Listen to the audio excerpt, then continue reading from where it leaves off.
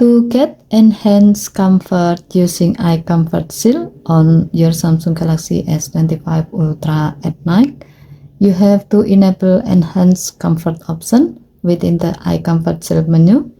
To do so, swipe down from the top right corner of the screen to open up the quick settings panel, and then tap setting icon.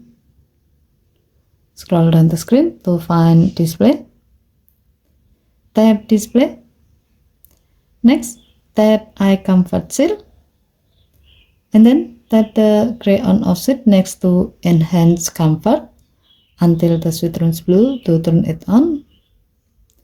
With the setting, your phone will automatically adjust color tone and contrast for more comfortable viewing with Eye Comfort Shield feature at night. Okay, thank you for watching. Please help to like and subscribe. Have a nice day.